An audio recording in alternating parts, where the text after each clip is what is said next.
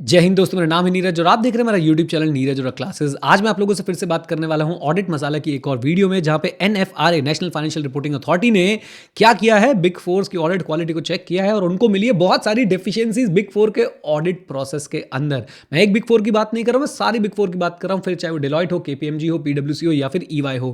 क्या डेफिशिएंसीज मिली है मैं आप लोगों को बता देता हूं इस वीडियो के अंदर, लेकिन उससे पहले एक रिक्वेस्ट है कि आप लोग वीडियो को लाइक जरूर कर दीजिएगा ताकि वीडियो जो है सब तक पहुंच जाए और वीडियो में इंटरेस्ट जरूर दिखाइएगा, क्योंकि ये आपके सिलेबस से रिलेटेड है, आपके प्रोफेशन से रिलेटेड है, आपके फ्रेटर्निटी से रिलेटेड है। आपसे कुछ सवाल पूछूंगा, उसका कमेंट बॉक्स में कमेंट करके जवाब भी दे दीजिएगा। लाइक कर दिया है तो आगे चलते हैं। लाइक टारगेट 1000 लाइक्स का, आ जाओ जी। तो नफरा को मिल गई है भाई साहब भर भर के डेफिशिएंसीज। नफरा को मिल गई है deficiency in the audit quality of the big four firms, यानी कि इनका हो गया इंस्पेक्शन और इंस्पेक्शन करने के बाद देखा गया, नफरा ने ये पाया कि भाई साहब ये तो जो है इनकी ऑडिट क्वालिटी में क्या आई हुई है, डेफिशिएंसीज आई हुई है।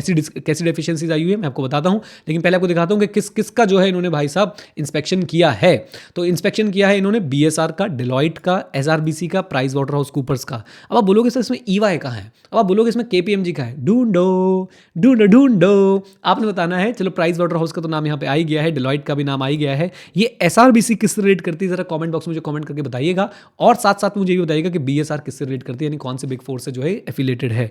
मोटे मोटे तौर पे अगर मैं आप लोगों को बताने की कोशिश करूं कि किन चीज़ों पे जो है वो चर्चा हुई है, तो बात ऐसी है कि ये जो एक नेटवर्क ऑफ फर्म्स बन जाता है और फिर हमारे जो ऑडिट, इनके जो ऑडिट क्लाइंट्स होते हैं, उन ऑडिट क्लाइंट्स को नॉन ऑडिट सर्विस प्रोवाइड की जाती है, उसको लेके जो है नफरा खासा नाराज दिखा है, राइट। यानी नेशनल फाइनेंशियल रिपोर्टिंग अथॉरिटी खासा नाराज दिखी है। हाँ, पीडब्ल्यूसी की ये पॉलिसी, पीडब्ल्यूसी ने वॉलंटरी रिस्ट्रिक्शन लगा ली अपने ऊपर कि भाई साहब जिन ऑडिट्स पे नफरा का कंट्रोल होता है, उन ऑडिट्स को लेके जो है पीडब्ल्यूसी ने कसम खा ली है कि हम लोग जो है कभी भी उनको नॉन ऑडिट सर्विस किसी भी हाल में प्रोवाइड नहीं करेंगे। लेकिन वहाँ पे भी एक लूप होल है कि जो पीडब्ल्यूसी के और ओवरसीज पार्टनर है और जो इनके क्लाइंट्स के ओवरसी और पार्टनर्स है, उनको सर्विसेज प्रोवाइड कर सकते हैं। मोटे मोटे तौर पे जो मुझे समझ आया वो ये कि एनएफआरए जो है, नेशनल फाइनेंशियल रिपोर्टिंग अथॉरिटी, वो ये चाहता है कि भाई साहब ऑडिट इंडिपेंडेंट था, ऑडिट इंडिपेंडेंट है और ऑडिट इंडिपेंडेंट रहे, राइट। और इसलिए वो कह रहा है कि भाई आप लोग जरा अपनी पॉलिसी सुधार लो कि ये जो नेटवर्क ऑफ फर्म्स बना के आप लोग ऑडिट क्लाइंट को नॉन ऑडिट सर्विस देते हो, ये अच्छी बात नहीं है। और खास करके एक फर्म की तो बहुत इंपॉर्टेंट चीज़ है जो मैं आपको दिखाना चाहता हूँ,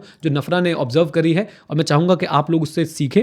आप इसको अपने एग्जाम में भी लगा सकते हैं। सबसे पहली बात आप देख सकते हैं कि बीएसआर की जो प्रैक्टिस है, बीएसआर जो फर्म है उसकी जो प्रैक्टिस है of engagement partners not signing the audit report, वो एसक्यूसी 1 के अकॉर्डेंस में नहीं है। तो एंगेजमेंट पार्टनर की रिस्पॉन्सिबिलिटी होती है ऑडिट की, वो यहाँ पे जो एंगेजमेंट पार्टनर्स नहीं निभा रहे हैं क्योंकि वो साइन नहीं कर रहे हैं। तो इसको लेके नफरा को ने बहुत चिंता जताई है। और साथ साथ में आप अगर यहाँ पे देखें कि एक और मेन चीज़ जो मुझे लगी वो ये है कि एसआरबीसीएन कंपनी के केस में ये पाया गया कि द डॉक्यूमेंटेशन, ऑडिट डॉक्यूमेंटेशन, ऐसे 230, आई होप आप लोगों ने पढ़ा है, record of APAEC, that is audit procedure performed, audit evidence obtained and the conclusions reached thereon, यानी कि ये जो ऑडिट डॉक्यूमेंटेशन है, जिन्हें हम लोग वर्किंग पेपर भी बुलाते हैं, वर्क पेपर भी बुलाते हैं, they are not in line with SA 230 requirement. अब SA 230 की रिक्वायरमेंट क्या बोलती है, हमारी ऑडिट डॉक्यूमेंटेशन कैसी हो, ऐसी हो कि एक एक्सपीरियंस ऑडिटर को समझ आ जाए। एक्सपीरियंस ऑडिटर कौन होता है बेटा? एक्सपीरियंस ऑडिटर होता है वो व्यक्ति जिसके पास जो होती है अंडरस्टैंडिंग, जिसके पास जो होता है प्रैक्टिकल ऑडिट एक्सपीरियंस, अंडरस्टैंडिंग किसकी? बिजनेस की, इंडस्ट्री की, एसेज की, आपके फाइनेंशियल रिपोर्टिंग फ्रेमवर्क की, आपके फाइनेंशियल रिपोर्टिंग इश्यूज की, ऑडिटिंग रिपोर्टिंग इश्यूज की,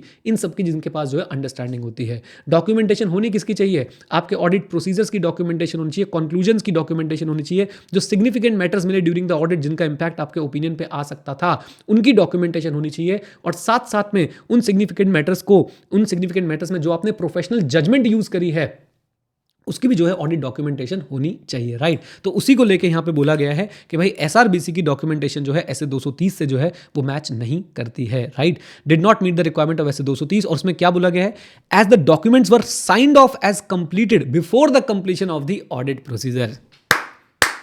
तो ऑडिट प्रोसीजर कंप्लीट होने से पहले पहले जो है इन्होंने ऑडिट डॉक्यूमेंटेशन साइन कर दी थी। और इस बात को लेके एनएफआरए ने भाई साहब एसआरबीसी को समझाया कि भैया गड़बड़ मत करो। अच्छा, खैर ये तो हो गई बातें जो नफरा ने नोट करी हैं। हर बिग फोर के लिए कुछ कुछ बातें बोली और यहाँ पे बिग फोर का रिस्पॉन्स भी है, राइट। और बिग फोर के रिस्पॉन्स के साथ साथ मैं आपको एक बात बोलना चाहता हूँ कि नफरा ने बिल्कुल क्लियरली बोला है कि आप इसको नेगेटिव असेसमेंट की तरह ना ले, बल्कि इसको कंस्ट्रक्टिव फीडबैक की तरह लें। ओके, देखिए यहाँ पे मैं आपको लाइन पढ़ा देता हूँ।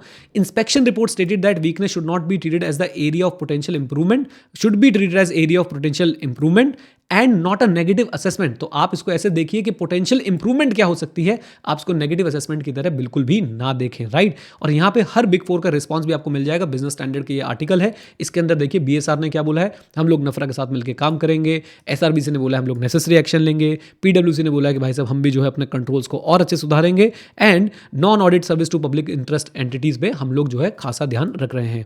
डिलॉइट ने भी ऐसे ही प्रॉमिस किए हैं। आप लोगों के क्या थॉट्स हैं मुझे आप कमेंट बॉक्स में कमेंट करके बता सकते हैं। और मैं आपको एक बात बताना चाहता हूं कि आप लोग skill91.com जरूर विजिट करें। वहां पे जो भी सेल चल रही है, जो भी कोड होगा वो आपको सामने स्क्रीन पे भी नजर आ जाएगा। नहीं आएगा तो कमेंट बॉक्स में देख लीजिएगा, नहीं तो वेबसाइट पे आपको दिख जाएगा। 20% ऑफ चल रहा है सारी की सारी क्लासेस पे। ऑडिट मास्टर क्लास जो पहले बहुत महंगी होती थी, हमने उसको बहुत कम प्राइस पे अवेलेबल करा दी है सिर्फ आप लोगों के लिए।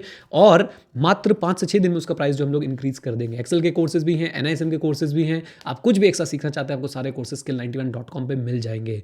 उम्मीद करता हूं आपको ये वीडियो पसंद आई। पसंद है तो वीडियो को एक बार फिर से रिक्वेस्ट करूंगा लाइक कर दीजिएगा अगर अभी तक नहीं किया है। चैनल पर नहीं तो इसे सब्सक्राइब कर लीजिएगा। With this note guys, thank you very much, stay connected, stay hit, जय हिंद। और हाँ मित्रों, सीखते रहें क्योंकि सीखना शुरू तो जीतना शुरू। Bye bye and take care, God bless you all. सीखते रहें और जीतते रहें।